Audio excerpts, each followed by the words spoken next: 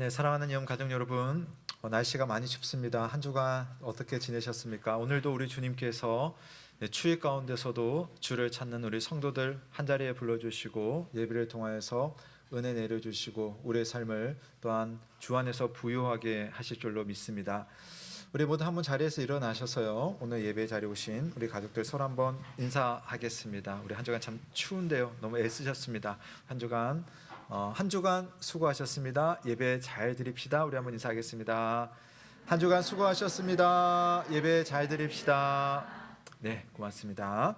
우리 시간 우리를 이곳으로 불러주신 하나님을 함께 부르며 주님 앞에 나아가겠습니다. 하나님이여 내 마음을 정하여 싸우니 내가 노래하며 나의 마음을 다하여 찬양하리로다. 하나님 우리 아버지와 주 예수 그리스도로부터 은혜와 평강이 있기를 원하노라. 아멘. 다 함께 영광 찬송 드리겠습니다. 주의 인자는 끝이 없고 찬양합니다.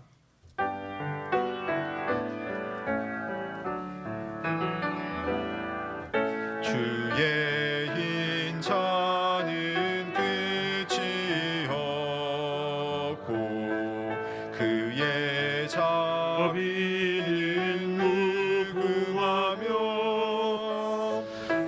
아침마다 새롭고 늘 새로우니 주의 성실이 큼이라. 성실하신 주님, 주의 인자는 끝이 없고 그의 자비는 무궁하며 아침마다 새롭고 늘 새로우니 주의 성실이 큼이라. 성실하신 주님, 주의 인자는 끝이 없고 그의 자비는 무궁하며 아침마다 새롭고 늘 새로우니 주의 성실이 큼이라. 성실하신 주님, 아침마다 새롭고 늘 새로우니 주의 성실이 큼이라. 성실하신 주님. 아멘. 모두 자리에 앉으시겠습니다. 네, 오늘은 대강절 마지막 주 넷째 주일입니다. 우리 함께 대강절 교독문을 교독하도록 하겠습니다. 교독문 118번입니다. 나는 시온의 의가 빛같이 예루살렘의 구원이 횃불같이 나타나도록 시온을 위하여 잠잠하지 아니하며 예루살렘을 위하여 쉬지 아니할 것인즉 이방 나라들이 내 공의를 뭇 왕이 다 내 영광을 볼 것이요 너는 여호와의 입으로 정하실 새 이름으로 일컬음이 될 것이며 너는 또 여호와의 손에 아름다운 관 내 하나님의 손에 왕관이 될 것이라. 오나건대 주는 하늘을 가르고 강림하시고 주 앞에서 산들이 진동하기를. 불이 섭을 사르며 불이 물을 끓임 같게 하사 주의 원수들이 주의 이름을 알게 하시며 이방 나라들로 주 앞에서 떨게 하옵소서. 주께서 강림하사 우리가 생각하지 못한 두려운 일을 행하시던 그때에 산들이 주 앞에서 진동하였사오니. 다같이 주 외에는 자기를 앙망하는 자를 위하여 이런 일을 행한 신을 옛부터 들은 자도 없고 귀로 들은 자도 없고 눈으로 본 자도 없었나이다. 아멘. 우리 시간 하나님 앞에 함께 소망의 기도를 올려드리겠습니다. 이제 한 해가 이제 2주 정도 남았는데요. 하나님 한 해도 우리 주님께서 은혜 가운데 인도해 오셨습니다. 그리고 우리는 또한 주님을 의지하며 새 한 해를 맞이하기 원합니다.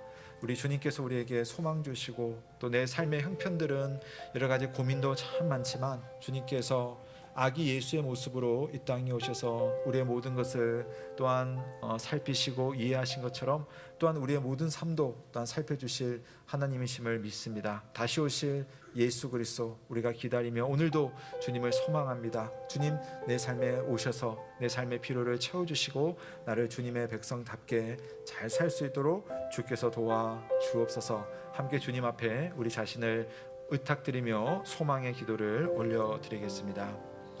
하나님 아버지, 오늘도 주께서 우리와 함께 하시고 돌보아 주시니 감사를 드립니다.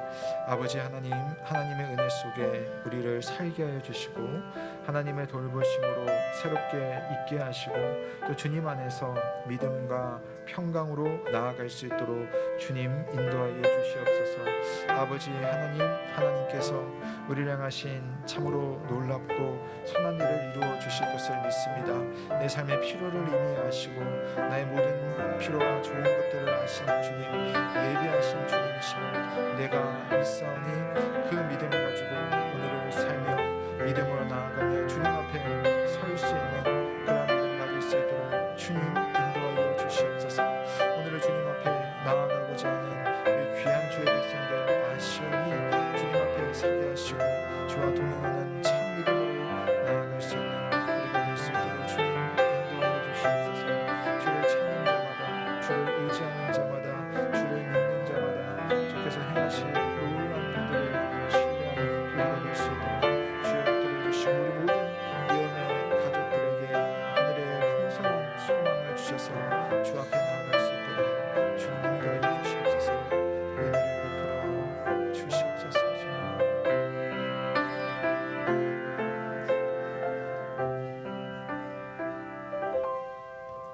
다 함께 사도신경으로 우리의 신앙을 고백합니다. 나는 전능하신 아버지 하나님 천지의 창조주를 믿습니다. 나는 그의 유일하신 아들 우리 주 예수 그리스도를 믿습니다. 그는 성령으로 잉태되어 동정녀 마리아에게서 나시고 본디오 빌라도에게 고난을 받아 십자가에 못 박혀 죽으시고 장사된 지 사흘 만에 죽은 자 가운데서 다시 살아나셨으며 하늘에 오르시어 전능하신 아버지 하나님 우편에 앉아 계시다가 거기로부터 살아있는 자와 죽은 자를 심판하러 오십니다. 나는 성령을 믿으며 거룩한 공교회와 성도의 교제와 죄를 용서받는 것과 몸의 부활과 영생을 믿습니다. 아멘. 다 함께 감사 찬송 드리겠습니다. 찬송가 104장입니다.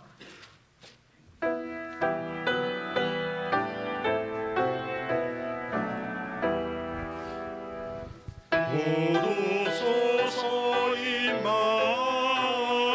임마누엘 오구하소서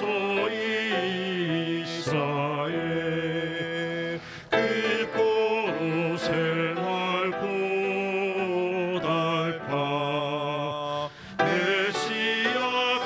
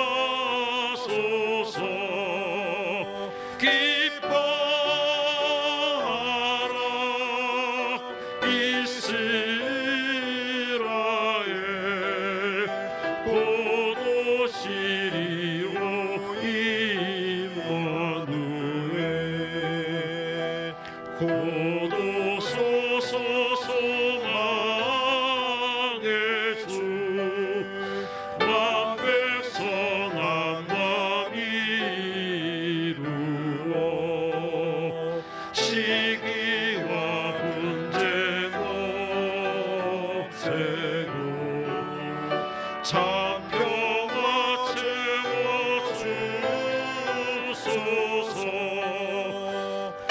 이뻐하라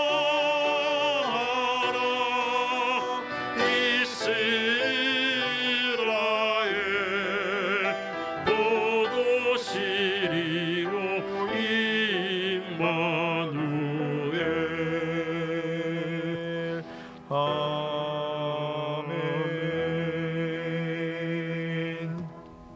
다 함께 기도드리겠습니다. 참 좋으신 하나님 아버지, 하나님께서 만드신 이 세상을 여러 가지 변화로 다채로운 풍경과 삶을 만들어내십니다. 봄과 여름, 가을과 겨울을 통해 풍성한 자연을 느끼게 하시고 또 우리의 마음을 풍요롭게 하십니다. 더운 여름이면 우리의 마음을 시원케 하시는 하나님의 말씀을 우리가 대할 수가 있고, 또 추운 겨울에는 하나님의 따뜻한 사랑을 느낄 수가 있습니다. 교회로 부름받은 성도들 간에 예수 그리스도로부터 받은 사랑, 또 그 사랑의 온기를 느끼며 나누게도 하여 주십니다.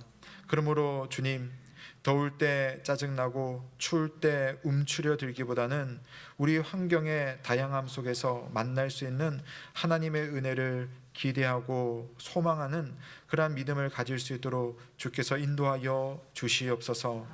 성탄을 한 주 앞둔 대강절 마지막 넷째 주일입니다.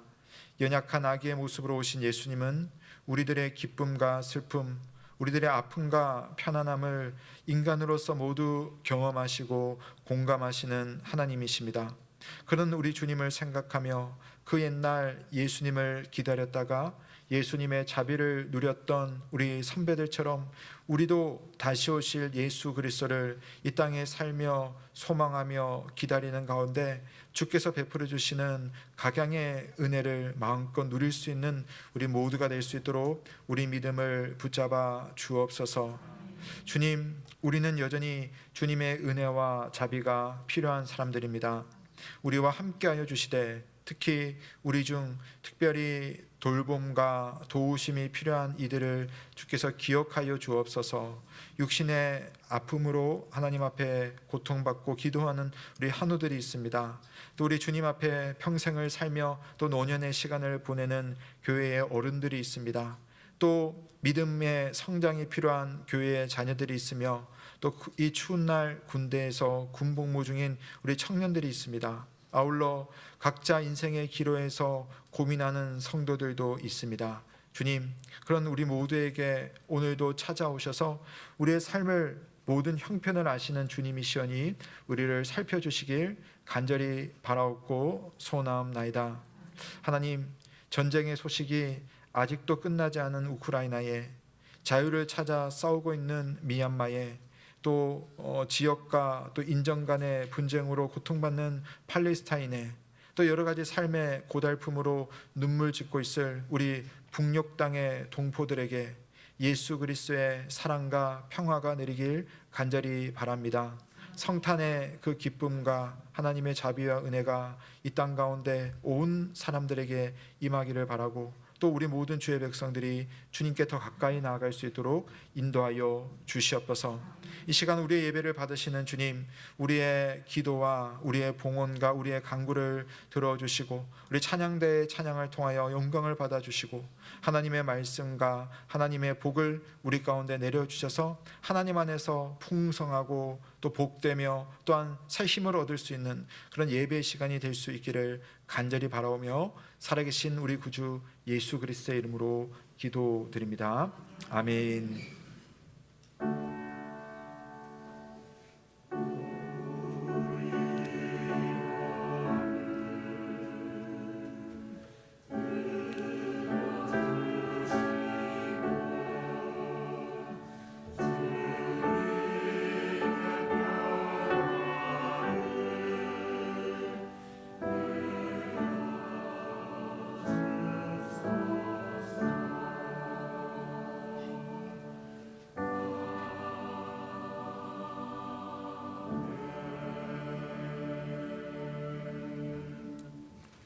오늘 우리에게 주시는 하나님의 말씀은 마가복음 6장 1절에서 13절 말씀입니다.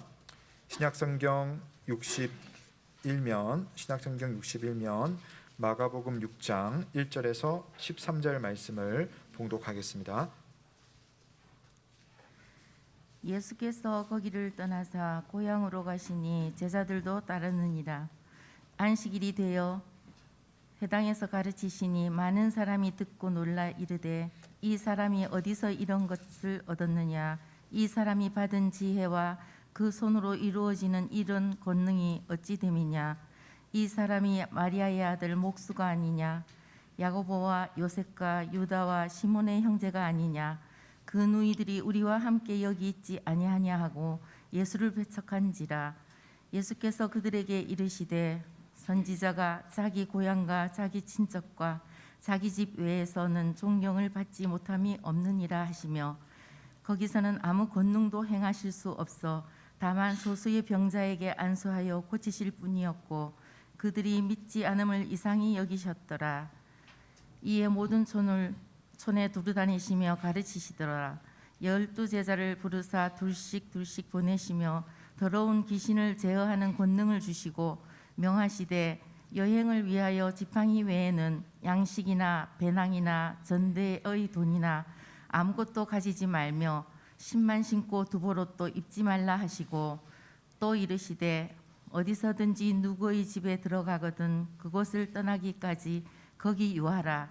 어느 곳에서든지 너희를 영접하지 아니하고 너희 말을 듣지도 아니하거든 거기서 나갈 때에 발 아래 먼지를 떨어버려 그들에게 증거를 삼으라 하시니, 제자들이 나가서 회개하라 전파하고 많은 귀신을 쫓아내며 많은 병자에게 기름을 발라 고치더라. 아멘. 이는 하나님의 말씀입니다. 하나님께 감사드립니다. 네, 고맙습니다. 이 시간에는 할렐루야 찬양대가 노엘이라는 찬양으로 성삼위 하나님의 영광을 찬양드립니다.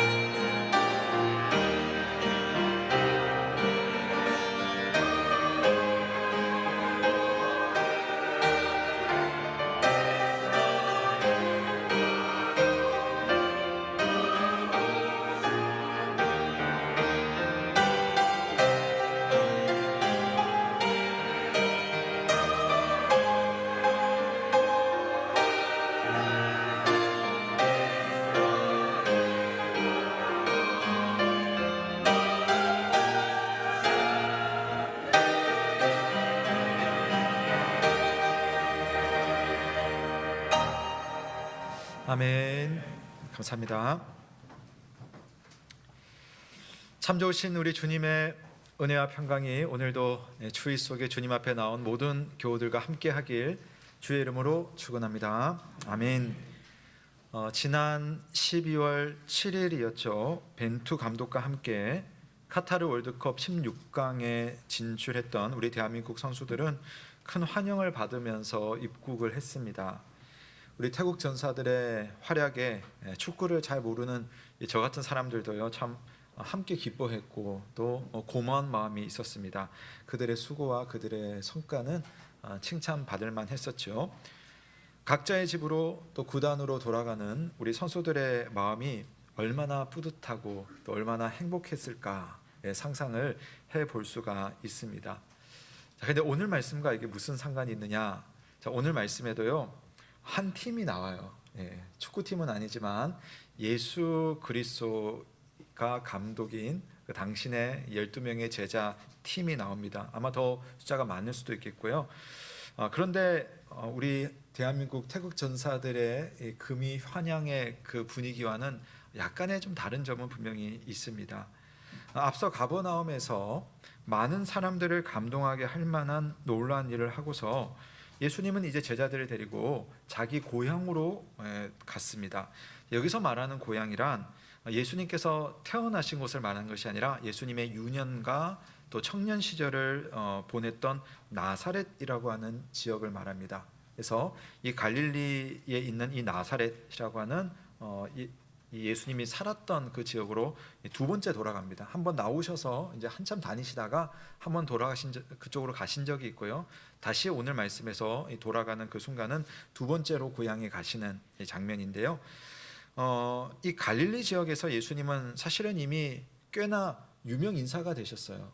그래서 그분이 하셨던 말씀이나 그분을 만났던 사람들의 증언 때문에 예수라고 하는 사람이 주변에는 상당히 이제 알려져 있었습니다.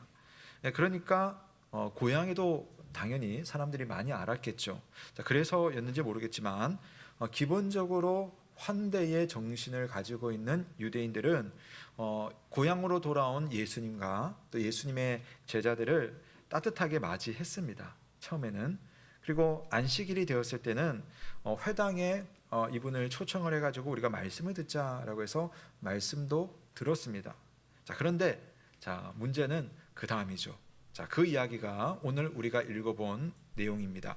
자, 우리 한번 마가복음 6장 2절과 3절 말씀 제가 한번 읽어 드릴 테니까요. 한번 보십시오. 어떤 일이 있었는지. 안식일이 되어서 회당에서 가르치시니 많은 사람이 듣고 놀라 이르되 이 사람이 어디서 이런 것을 얻었느냐? 이 사람이 받은 지혜와 그 손으로 이루어지는 이런 권능이 어찌 됨이냐? 이 사람이 마리아의 아들 목수가 아니냐? 야고보와 요셉과 유다와 시몬의 형제가 아니냐? 그 누이들이 우리와 함께 여기 있지 아니하냐 하고 예수를 배척한지라.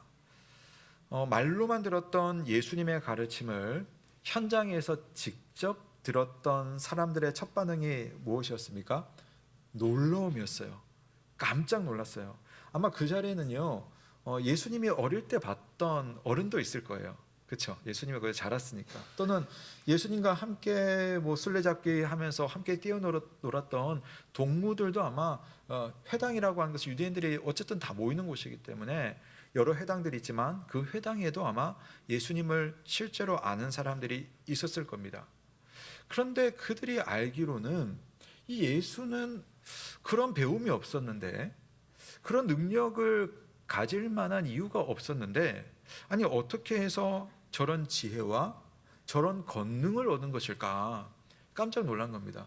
여러분, 우리 주일학교 선생님들, 여러분들이 가르치는 아이들이 그냥 평범한 아이인데 어느 날 갑자기 군대 갔다 오더니 애가 갑자기 막 이상한 그렇게 기도를 하면 사람들이 막 낳고, 또 그가 하는 말을 보면은 아니 내가 아는 걔가 할 만한 이야기가 아닌데 어떻게 저런 이야기를 할 수 있을까? 그러면 우리가 깜짝 놀라는 것은 인지상정이죠.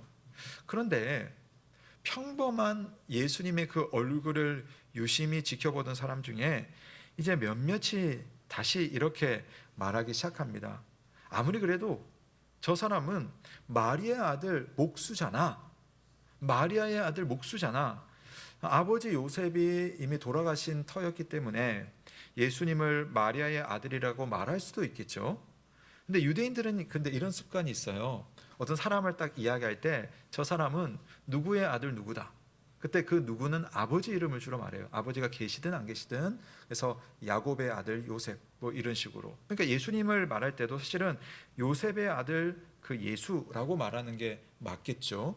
근데 이렇게 말하지 않는 것은 이 말 속에 예수님의 이상한 태생에 대한 조롱의 의미가 있어요. 조롱하는 겁니다.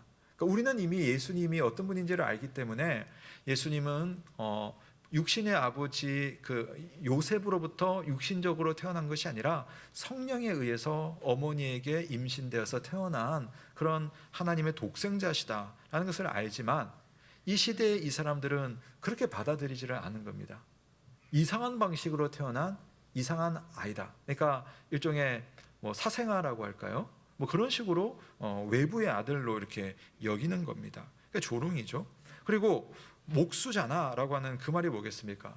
30살이 되기까지 목수의 일을 배우고 목수로서 생업을 유지했던 예수님. 그러니까 평생 가난하셨어요. 집안이 목수니까. 그 당시 목수는 가난했거든요. 그러니까 그 가난한 속에서 예수님이 자라면서 제대로 된 학교를 다녔겠습니까?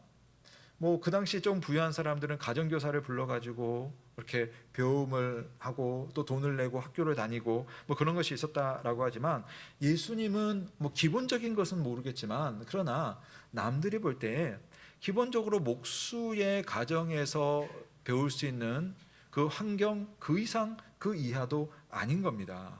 그래서 예수님을 보면서 이상하게 여겼던 거죠. 그런 사람이 갑자기 이렇게 나타나서 지혜롭게 가르치는 모습이 마뜩지 않은 거예요. 심지어 예수님의 형제들도 예수님을 이상하게 여겼죠. 우리가 마가복음 3장에서 잠깐 지나갔지만 예수님을 데리러 왔잖아요. 내 형제가 미쳤다고 데리러 온 적도 있습니다. 그러니 말씀이 좋고 아무리 능력이 출중하다 할지라도 사람들의 결론은 저 예수는 믿지 못할 사람이다. 우리가 받아들이기에는 뭔가 이상하고 부족한 사람이다 였고 결국은 오늘 읽었던 말씀에 말미에 보면 예수님을 배척하고 맙니다. 그러니까 환영하는 것이 아니라 배척하는 거죠. 예수님은 유대인의 속담을 떠올렸습니다. 아무리 능력이 있는 선지자라도 자기 고향에 가면 자기 친척을 만나면 자기 집에 들어가면 존경을 받지 못한다더니 지금 내가 다 그렇구나 라고 예수님은 자신의 형편을 생각했습니다. 하지만 이것으로 인해서 정작 손해를 본 사람들이 누구냐면은 예수님이 아니라 바로 이 순간 자기들을 찾아온 그 예수님을 배척한 나사렛 사람들, 예수님을 소위 안다라고 하는 생각하는 그 사람들이, 그 고향 사람들이 사실은 큰 손해를 얻게 됩니다. 마가는 이 상황의 결국을 이렇게 표현을 하는데요. 자, 마가복음 6장 5절과 6절 전반부까지 우리 한번 같이 읽어볼까요? 우리 앞에 나와 있으니까요. 함께 읽겠습니다. 시작. 거기서는 아무 권능도 행하실 수 없어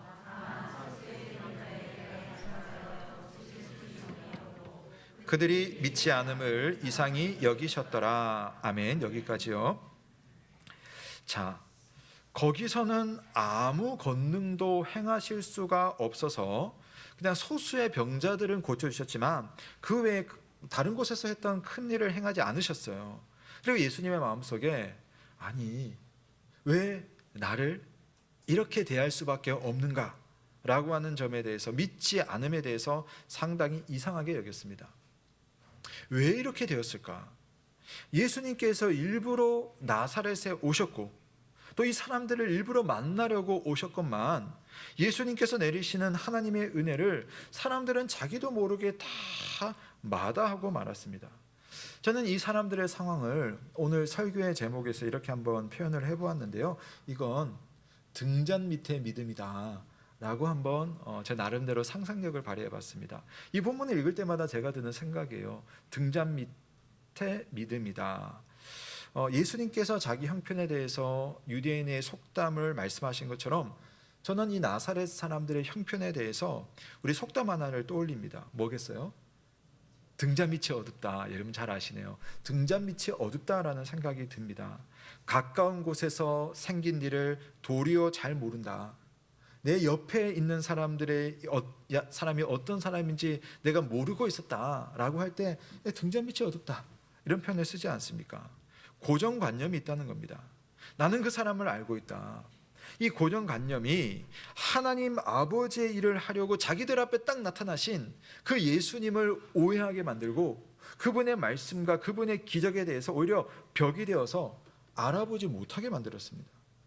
예수님은 지금 하나님의 나라 천국의 빛과 온기를 사람들에게 전하려고 오셨어요. 그것도 직접적으로. 여러분, 이런 경험을 하는 사람은 사실은 많지 않잖아요. 어느 날 갑자기 예수님께서 우리 여음교에 딱 오셔가지고 이 강단에 서가지고 김 목사 비켜봐, 내가 말할게, 말씀을 탁 하시고 오늘 불편한 분들, 마음에 고통이 있는 사람들을 불러가지고 막 기적을 일으키시고 고쳐주시려고 할 때 우리가 얼마나 깜짝 놀라면서 우리가 환호하고 그분을 환영하겠습니까? 그런데 오늘 이 사람들은요, 이렇게 직접적으로 자기들을 찾아오신 이 가운데 계신 예수님이 계심에도 불구하고 등잔 밑에서 고개만 갸우뚱거리면서 그 빛과 온기를 살짝은 느끼지만 그것이 어디서 온 것인지, 그게 나에게 어떤 의미를 가지는지를 알아보지를 않으려고 하는 겁니다. 그래서 등잔 밑 믿음이에요. 나사렛에 살고 있는 사람들은 자기들이 알고 있는 그 예수가 이미 밖에 돌아다니면서 했던 그 일들을 모르지 않았습니다. 소식이 간간히 나사렛에 들려올 때마다 정말 그런 일이 가능해 하면서 어안이 벙벙하기도 했지만 딱 그 정도였습니다. 앞서 혈류병을 앓았던 여인이나 회당장 야이로처럼 예수님의 존재를 특별하게 자기에게 얼마나 특별한 분인지 생각하지를 않았습니다. 그 말씀이 무엇인지 묵상하려 하지 않았고 예수님의 능력이 내게 필요하다라고 생각하지 않았습니다. 왜냐? 내가 그를 알고 있는데 그 평범한 예수가 여기 와서 뭘 말한다고 해서 뭐가 신통찮을까? 그가 와서 뭘 한다고 해서 우리에게 무슨 변화가 일어날까 하는 마음에 그분이 말씀을 하고 그분이 능력을 보여도 감흥도 없고 감동도 없었습니다. 다시 만난 청년 예수의 모습에 잠깐은 놀랐지만 예수님을 바라보는 시선은 오래지 않아서 조롱과 불신으로 바뀌고 말았습니다. 자, 이것에 대해서 마가가 했던 그 말 다시 한번 보시면요.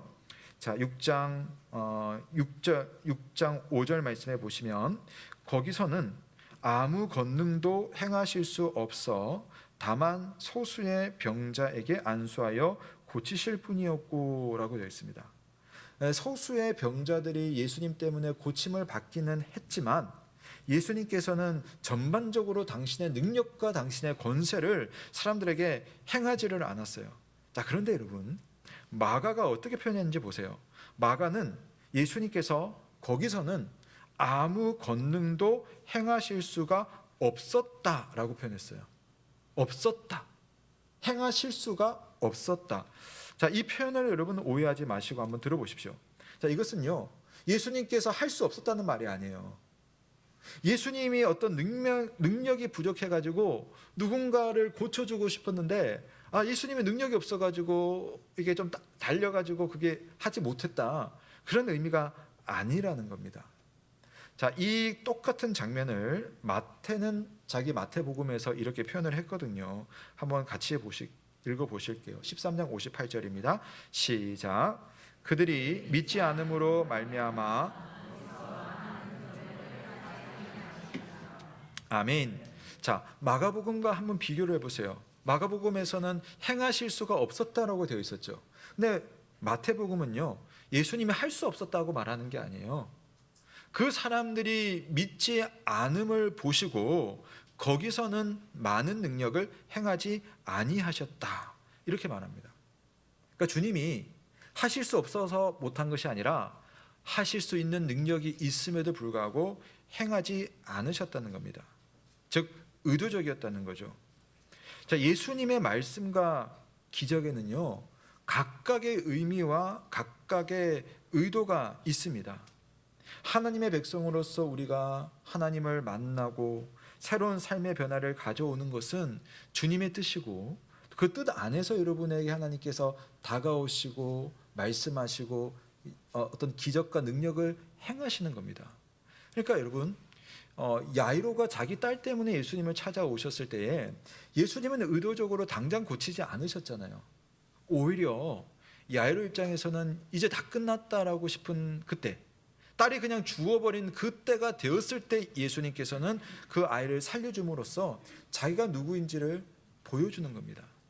그러니까 예수님을 바라볼 때에 그 예수님의 하시는 일에 대해서 우리가 계속해서 고정관념을 가지고 내가 익숙한 방식으로만 생각하면 주님이 내 곁에 계셔도 그분을 느낄 수 없고, 주님이 지금 내게 말씀하셔도 그 말씀을 들을 수가 없다는 겁니다.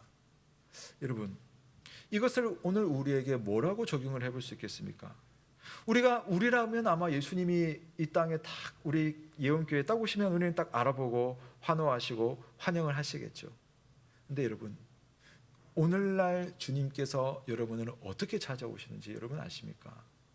주님은 오늘도 하나님 보좌 우편에 계시면서 여러분을 위해서 기도하시되 우리를 찾아오시는 분이십니다. 그분이 찾아오시는 방식은 그냥 여러분의 삶의 자리 그 자체가 주님이 찾아오시는 공간이고 주님이 여러분과 만나는 시간입니다. 여러분이 그 상황 속에서 고민하고 하나님 앞에 기도하는 그 시간이 주님을 만나는 시간이 되며, 여러분이 오늘 너무나 당연하게 일주일에 한 번 이 자리에 와서 그냥 평범하게 말씀을 듣는 것처럼 보이지만, 주님은 오늘 이 시간 목회자를 통해서 여러분을 만나시려고 여러분에게 지금도 말씀하시는 하나님이라는 사실을 믿으시기를 바랍니다. 그러니까 고정관념을 깨야 되는 겁니다. 내가 그냥 평범하게 평소에 하는 그 신앙생활이고 그 삶이고 그냥 그 고민이라고 생각하지만, 바로 그 고민이, 그 일상이, 그 평범한 이 오늘의 이 예배의 자리가 주님께서 여러분을 찾아오시는 자리라는 사실을 믿으시기를 바랍니다.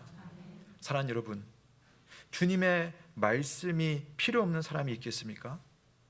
주님의 은혜의 능력을 절대로 받으면 안 되는 사람이 과연 있겠습니까? 그런 사람은 없습니다. 모든 사람이 죄를 범하였음에 하나님의 영광에 이르지 못하였고, 또 하나님의 의로우신 심판날에 하나님의 용서 없이 하나님의 진노를 피할 사람이 없다라고 성경은 말하고 있습니다. 하나님은 각 사람에게 그 사람이 행한 대로 보응하실 것이다라고 말씀하셨습니다. 그러므로 그런 우리들에게는 너나 할 것 없이 예수 그리스도, 그분이 우리의 모든 문제의 답이며 길이며 생명이라는 사실을 믿으시기를 바랍니다. 우리는 모두 그리스도가 필요한 사람들이며, 주님은 그런 우리들을 오늘 이처럼 다 찾아오시는 그런 우리의 하나님이십니다. 이방 땅에도 찾아가시고 또 자기 고향 사람들에게도 찾아가시고 그들의 믿음을 이상하게 여기면서까지 찾아오시는 그분께서 오늘도 저와 여러분의 삶 속에 평범하게 보일지라도, 아무리 없는 것처럼 보일지라도 이미 우리에게 찾아오셔서 때로는 말씀으로, 때로는 능력으로, 때로는 내 곁에 있는 한 명의 성도를 통하여서 나와 함께 하시는 주님이라는 사실을 믿으시기를 바랍니다. 그런데 이런 사람이 있죠. 나는 그런 선물은 필요 없다. 나는 그런 은혜는 안 받아도 돼. 난 특별한 게 필요해. 지금 주시려고 하는 그것 나와는 상관이 없습니다. 여러분, 주님께서 이 시간 여러분의 상황 속에서 여러분을 찾아오시고 지금 이 순간 목회자를 통해 여러분에게 말씀하시고 여러분을 만나려고 기도의 자리를 마련하셨다는 사실을 믿으시기를 바랍니다. 여전히 귀를 열지 않고 입을 벌리지 않으면, 그리고 마음을 내지 않으면, 끝까지 그럴 것이라고 작정한 사람이라면 예수님은 굳이 그 사람에게 당신의 자비를 베푸실 이유가 없는 거죠. 오늘 마가의 표현이라면 그런 사람에게는 어떤 면에서 주님이 행하실 수가 없는 겁니다. 마태복음에 의하면 그런 믿음을 바라보고는 내가 행하지 않겠다라고 작정하고 손 털고 떠나가시는 겁니다. 여러분께서 또 우리 영계 모든 성도들은 그런 믿음이 아니길 주님의 이름으로 축원합니다. 지금도 주님의 빛이 여러분에게 비추고 있는데 등잔 밑 믿음에 만족하지 않으시기를 바랍니다. 자, 그래서 예수님께서는요, 또 이런 사람들을 그냥 내버려 두시고 이제 당신의 백성들, 하나님의 백성들을 찾아 나서는 겁니다. 그래서 6장 6절 후반부에 보면 주님이 이렇게 되어 있어요. 이에 모든 촌에 두루 다니시며 가르치시더라. 사람들을 주님 찾아다니십니다. 그런데 예수님께서 자기 백성을 찾으시는 방식 중에 오늘 좀 우리가 좀 더 염두에 둘 것 하나가 있어요. 주님이 직접 찾아다니시는 것도 주님의 방식이지만 때로 주님은요, 자, 오늘 우리에게 일어나는 현상인데 바로 주님의 사역자들을 통해서 자기 백성을 찾으세요. 하나님의 말씀을 가진 사람들을 통해서 자기 백성을 찾으십니다. 하나님을 만나서 간증이 있는 사람들을 통해서 자기 백성을 찾으세요. 자, 오늘 본문에서는 12명의 제자를 2명씩 짝을 지어서 보냅니다. 그때 더러운 귀신을 제어할 수 있는 권세, 병을 치유할 수 있는 능력을 주시고 너희들이 가서 사람들을 만나서 나의 복음을 전하라 라고 이야기한 겁니다. 정말 그랬더니 귀신이 쫓겨나고 병이 고쳐지고 회개하고 예수께로 돌아오는, 하나님께로 돌아오는 그런 일들이 많이 일어나는 겁니다. 그러니까 제자들 개인은 어떤 신적인 능력이 없어요. 예수님처럼 말할 수 있는 그런 특별한 권세가 개인에게 있는 것은 아닙니다. 그러나 주님께서 그들을 위임하시고 그들을 통해서 역사하시기 때문에 다른 사람들은 제자들을 만나면서 누구를 만나냐면은 예수님을 만나는 거예요.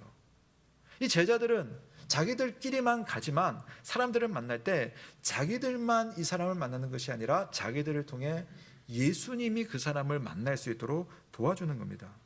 따라서 예수님의 제자들은 하나님께서 택한 사람들을 만날 때마다 예수님께서 하셨던 것처럼 사람들을 대해야 됩니다. 주님처럼 사람들을 가르치시고 주님처럼 사람들을 섬기시고 사랑하도록 그렇게 예수님께서 부르시고 파송하셨습니다. 비록 인간적인 약점이 왜 없겠습니까? 그러나 그들은 사람들에게 예수님을 드러내는 작은 예수로 파송을 받았습니다. 그래서 주님께서 그들에게 중요한 이야기를 하나 해주시는데요, 그들의 자세입니다. 자, 6장 8절부터 10절까지 말씀 우리 한번 같이 읽어보실게요. 시작. 명하시되 여행을 위하여 지팡이 외에는 양식이나 배낭이나 전대의 돈이나 아무것도 가지지 말며 신만 신고 어디서든지 누구의 집에 들어가거든 그곳을 떠나기까지 거기 유하라. 아멘. 자, 제가 좀 드리는 말씀 여러분 한번 잘 좀 들어보십시오. 우리가 평소에 이 말씀을 대하는 여러분의 기본적인 생각들이 있는데 조금 제가 다른 측면에서 한번 해석을 좀 해드릴게요. 우선 이 말씀은 전도자들이 욕심을 내려놓고 청빈해야 된다라고 하는 그런 의미가 분명히 있습니다. 여러분께서 아마 다들 생각하시는 그런 부분일 거예요. 근데 이것은 절대적인 규정은 아닙니다. 전도자들은 항상 이래야 된다가 아니고 이 기간 동안 이 이야기를 하시는 거예요. 실제로 누가복음 22장에 보면 제자들에게 말하기를 전대를 가지라. 전대가 뭡니까? 돈주머니예요. 전대를 가져라. 또 주머니도 가져라. 그런 말씀을 하십니다. 주님께서 이 말씀을 하실 때에 궁극적인 의미, 좀 더 중요한 포인트가 있어요. 그게 뭐냐면은 제자들에게 너희가 주님의 일을 할 때에는 하나님께서 이 기간의 필요를 책임져 주실 거니까 하나님을 믿고 그 일에 집중하라는 말이에요. 그냥 청빈해라가 이게 중요한 것이 아니라, 왜냐하면 이 사람들도 사람이기 때문에 불안한 마음이 왜 없겠어요. 샌들을 신고 다니는데 샌들 떨어지면 안 되니까 신발 하나 더 가지고 싶고, 또 여행을 다닐 테니까 배고프면 안 되니까 빵 하나 더 가지는 것이 무슨 문제입니까? 근데 주님께서 말씀하시기를 거기에 신경 쓸 필요 없다. 그건 내가 너희들을 위해서 하나님 아버지를 통하여서 채워줄 것이다. 근데 그거 걱정하지 말고 이것에 집중해라라고 하는 것이 이 주님의 뜻이었습니다. 자, 그러면 여러분, 이제 여러분이 이 말씀을 이제 적용을 하셔야 됩니다. 제자들에게 하신 이 말씀은 오늘날로 보자면 목회자나 선교사에게 직접적으로 해당되는 말일 겁니다. 그럼 여러분과는 그럼 상관이 없는 말씀입니까? 이 자체로도 여러분에게도 의미가 있죠. 하나님을 의지하고 내 형편을 하나님 앞에 맡겨드리고 주님의 일을 하는 것, 이것도 중요한 겁니다. 자, 그러나 오늘 제자와 제자를 만나는 사람들의 관계 속에서 여러분 한번 생각해 보십시오. 제자를 만나는 사람들이 바로 성도들이 되겠죠. 자, 이것은 바로 이런 내용입니다. 하나님께서 제자들이 가는 곳마다 하나님께서 돌보시는데 누구를 통해서 돌보시는지를 생각해 보자는 거죠. 누구를 통해서 돌보십니까? 그 지역에 살고 있는 사람들을 통해서 하나님께서 이 사람들을 돌보십니다. 다시 말씀드리면 여러분의 목회자나 교회가 후원하는 선교사는 분명히 하나님께서 책임지시는 사람들이에요. 그래서 목회자는 하나님 바라보고 주님의 일을 집중하는 사람들이지 뭐 다른 것 염려를 하지 않아야 됩니다. 근데 또 다른 편에서는 성도들에게 주시는 의미가 있습니다. 하나님께서 목회자의 생활을, 선교사의 필요를 어떻게 책임지시는지 여러분 생각해 볼 때 바로 여러분을 통해서 책임을 지는 겁니다. 그래서 내가 하나님 앞에 목회자를 바라볼 때나 선교사를 바라볼 때에 정말 하나님께서 나를 통해 그분을 책임질 수 있도록, 나를 통해서 그분을 위해서 기도할 수 있도록 나를 부르셨다는 사실을 오늘 하나님께서 이것을 통해서 우회적으로 교회에게 말씀해 주는 거죠. 여러분들께서 교회에 11조를 하는 것, 선교를 위해서 헌금을 하는 것, 또 오늘도 있지만 공동의회를 하고 당회를 통해서 예산을 세우면서 복음 사역을 하는 사역자들을 살피는 것은 그냥 목회자 개인을 위해서만 아니라 하나님의 나라를 위해서, 여러분의 영적 유익을 위해서 우리가 한다는 것을 여러분 생각하면서 여러분의 그 의미를 잡는 것이 참 중요할 것 같아요. 이렇게 될 때에 사역자들은 성실하게 복음을 선포하고 하나님의 권세로 하나님의 백성들을 부르며 깨울 수가 있는 것이고, 성도들은 그런 과정들을 통해서 또 자기의 영혼에 유익한 하나님과의 만남, 예수님과의 만남의 은혜가 선순환이 되는 겁니다. 자, 그러면서 제가 이제 좀 더 나아가서 하나 더 생각할 점이 있어요. 이제 이게 더 중요합니다.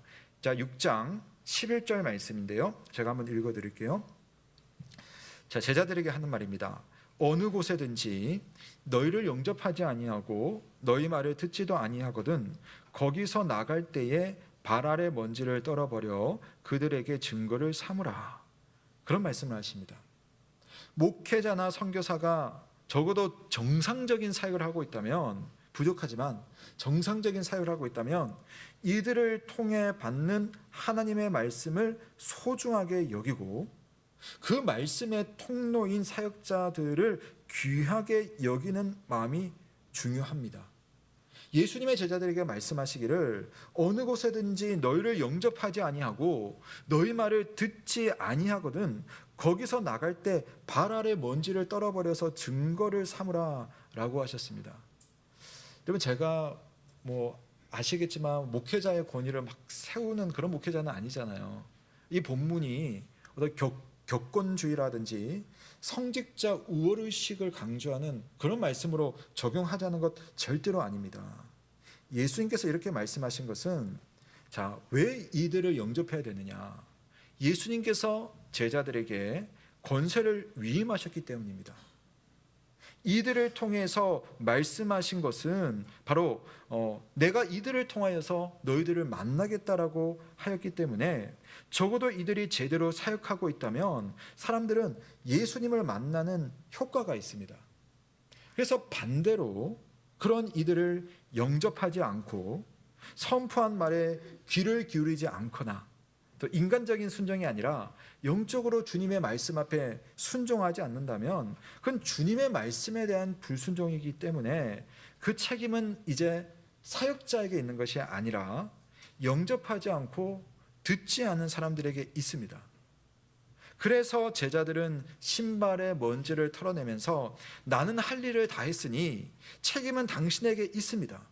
그리고 하나님의 판단을 받으시오 하는 표시를 하고 그 지역을 떠나는 겁니다. 예수님은 이런 과정을 통해서 자기들의 사람을 통해서 자기 백성을 찾으신다는 겁니다. 오해하지 마십시오. 사역자 개인에게 특별한 권위가 있다는 말이 아닙니다. 목회자가 스스로 높은 자리에 서려 한다면 하늘에 계신 그리스도께서 반드시 그 사람을 개별적으로 심판을 하실 겁니다. 목회자는 그냥 그리스도의 종인 거죠. 대신 그가 예수 그리스도의 진리를 사랑하는 목회자라면, 그런 선교사라면, 그가 진리에 복종하고 진리를 성실히 전하는 사역자라면 여러분들은 마땅히 존중하고 그 입술을 통해서 전해진 말씀에 순종하는 것이 여러분의 영적인 건강을 잘 지키는 중요한 방법 중에 하나이고, 여러분이 그냥 등잔 밑에 믿음이 되지 않는 중요한 방법 중에 하나입니다. 왜냐하면 여러분, 목회자들은 아시다시피 많이 부족해요. 세상에 나가면 할 수 있는 것이 사실은 많이 없습니다. 여러분보다 어떤 면에서는 지식이 없는 부분들이 훨씬 더 많고, 또 지혜가 없는 부분도 훨씬 많고, 또 연령으로 본다면 저보다 연세 많으신 분들은 훨씬 더 지혜로운 삶의 지식을 가지고 있습니다. 그럼에도 불구하고 여러분께서 목회자의 말을 전하는 말을 통해서 주님을 만날 수 있기 위해서는 목회자의 말이 그냥 평범하게 들려지는 그런 사람의 말이 아니라 주께서 통해서 주시는 음성으로 듣기로 작정하고, 또 부족한 말이지만 그 속에서 하나님을 만나고자 하실 때에 그때 등잔 및 믿음이 아니라 그 빛을 직접 만나는 그런 은혜로운 믿음이 될 수 있다는 사실을 믿으시기를 바랍니다. 그러므로 여러분의 믿음을 점검하셔야 됩니다. 어떻게 점검하시면 되겠습니까? 여러 가지 방법이 있어요. 그 중에 하나는 오늘 말씀에서 보자면 여러분이 말씀을 대할 때 어떤 자세로 대하는지를 생각해 보시면 돼요. 또 목회자를 생각하는 마음과 관계를 여러분 생각해 보시면 됩니다. 목회자도 인간이기 때문에 여러분을 불편하게 하거나 또 좀 이렇게 보기 싫을 때도 있죠. 자, 그럴 때도 여러분 어떤 마음으로, 주님의 마음으로 그 장벽을 넘어설 수 있느냐, 넘어서고 있느냐, 이런 것은 참 중요한 부분입니다. 그래서 여러분이 믿음을 점검하시되 말씀을 어떻게 듣느냐, 이 부분들이 참 중요하겠습니다. 마지막으로 오늘 이 믿음을 점검하는 데 있어서 한 가지 내용만 더 살펴보고 오늘 말씀을 정리하려고 합니다. 자, 마가복음 6장 5절과 12절과 13절을 보면 이게 재밌는 비교가 됩니다. 5절에서는요, 예수님께서 거기서는 아무 권능도 행하실 수가 없어서 소수의 병자에게만 안수해서 고치셨습니다. 근데 12절로 내려가 보면 제자들은 나가서 회개하라고 전파를 했더니 많은 귀신을 쫓아내고 많은 병자들을 고쳤습니다. 자, 어떤 비교가 있습니까? 나사렛에서는요, 예수님이 직접 나타나셔서 일을 하셨지만 대부분의 사람들이 능력을 경험하지 못했습니다. 그런데 나사렛을 벗어나서 다른 지역의 사람들은요, 예수님이 가지 않고 제자들만 가도 능력을 누리는 사람들이 훨씬 더 많았습니다. 능력의 차이의 문제가 아니에요. 주님을 받아들이는 사람의 믿음의 문제였습니다. 주님께서 보내신 사람을 대하는 성도들의 마음의 문제였다는 것입니다. 비록 주님이 내 앞에 직접 딱 나타나지 않더라도 그가 내게 말씀하시고, 그는 지금도 여러분의 환경과 사람과 또 성경 말씀을 통해서 여러분을 찾아오고 계세요. 그 말씀 앞에 열린 마음으로, 이거 평소 그냥 아는 말씀이야, 오늘 들은 말씀 내가 왜 몰라, 그냥 넘기실 것이 아니라 그 말씀이 왜 내게 오늘 찾아왔는가, 그것을 가지고 나는 오늘 어떻게 살 것인가를 고민하는 사람들에게 보이지 않지만 예수 그리스도가 함께 하시고 그 말씀이, 그 능력이 여러분과 함께 한다는 사실을 믿으시길 주님의 이름으로 축원합니다. 여러분의 믿음을 점검해 보시기 바랍니다. 여러분, 자기 생각으로 가득 차서 선입견이라는 무거운 마음으로 등잔 밑에만 머물러 있는 믿음은 그리스도가 곁에 있어도 그리스도를 볼 수 없습니다. 그러나 아직 채워진 것이 없어도 그냥 빈 마음이라도 하나님 이 빈 마음을 주님께서 제발 채워주십시오. 오늘도 주님 앞에 나왔을 때 주의 말씀을 듣게 하시고, 오늘 주님 앞에 기도할 때 내 기도 들으시는 주님을 제발 만나게 하여 주옵소서 라고 한다면 예수님이 보이지 않는 곳에서도 예수님을 만날 수가 있습니다. 여러분의 믿음은 어디에 있습니까? 믿음을 잘 점검해 보시고 등잔민 믿음이 아니라 주님을 직접 대면하시는 그런 믿음이 되시길 주님의 이름으로 축원합니다. 아멘. 제가 한번 기도하겠습니다. 하나님 아버지, 오늘 우리에게 말씀으로 찾아와 주셔서 감사드립니다. 우리의 평범한 일상이, 때로는 번거로운 우리의 삶의 모든 순간이 사실은 예수께서 함께 하시는 시간이며 공간이며 예수의 말씀이 들리는 그러한 환경이며 예수의 능력이 나타나는 그러한 자리인 것을 믿사오니 이 믿음을 가지고 오늘을 살아갈 수 있도록 주께서 인도하여 주옵소서.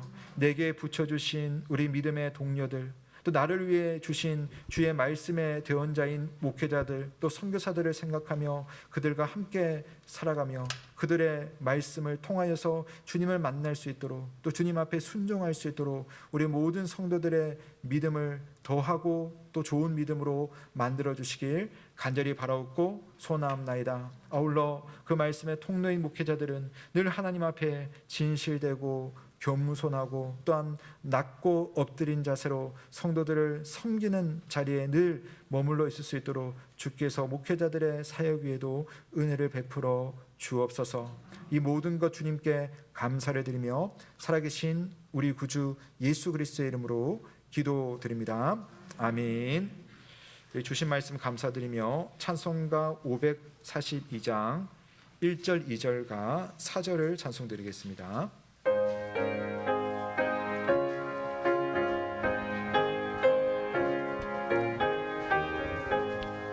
구주 예수 의지함이 심히 기쁜 일일세. 영생 허락받았으니 의심할 수 없도다. 예수 믿는 것은 받은 증거 많도다. 예수 귀한 예수 믿음도 주소서. 구주 예수 의지함이 심히 기쁜 일일세. 주를 믿는 나의 마음 그의 피에 적시네. 예수 믿는 것은 받은 증거 많도다. 예수 귀한 예수 믿음도 주소서. 4절입니다. 구주 예수 의지하여 구원함을 얻었네. 영원 무궁심하도록 주여 함께하소서. 예수 믿는 것은 받은 증거 많도다. 예수 귀한 예수 믿음도 주소서.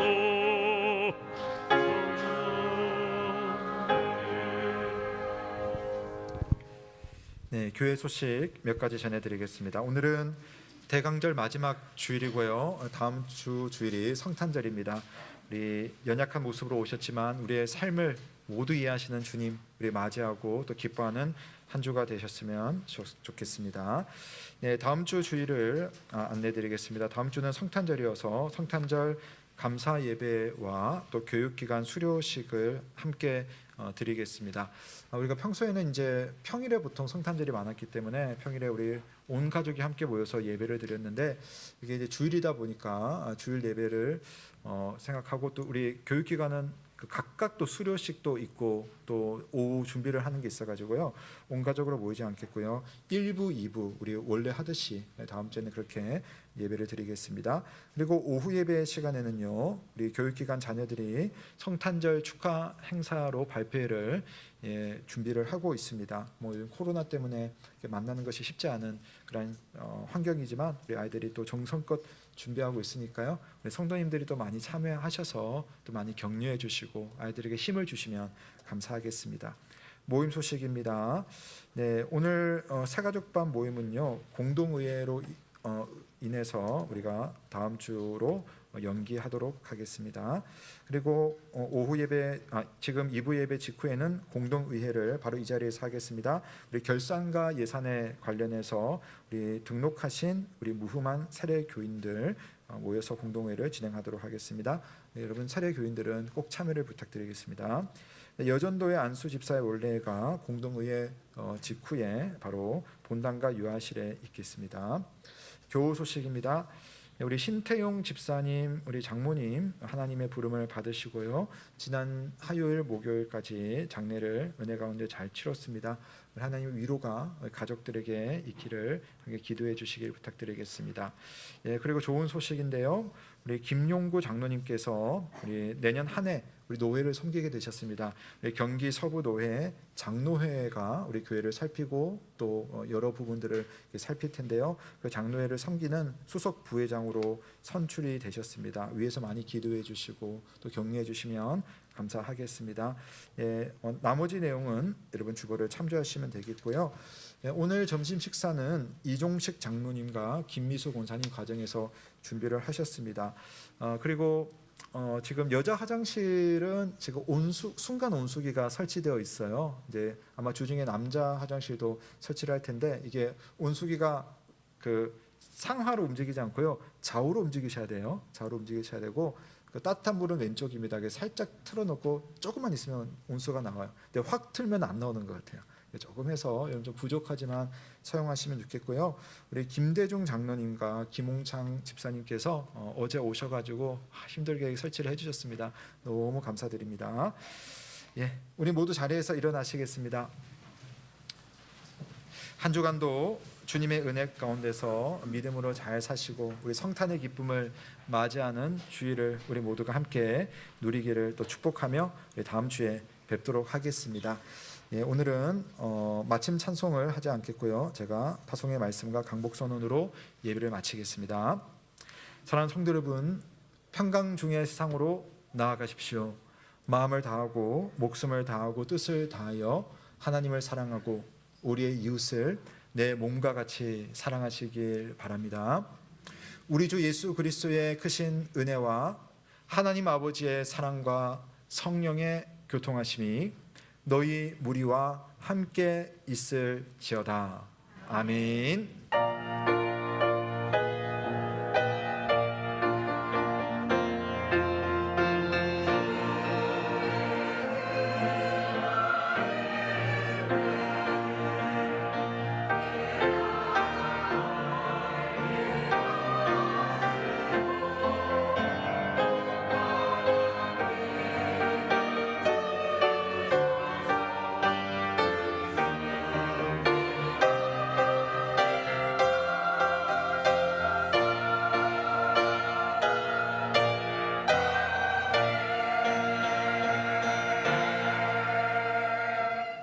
아멘.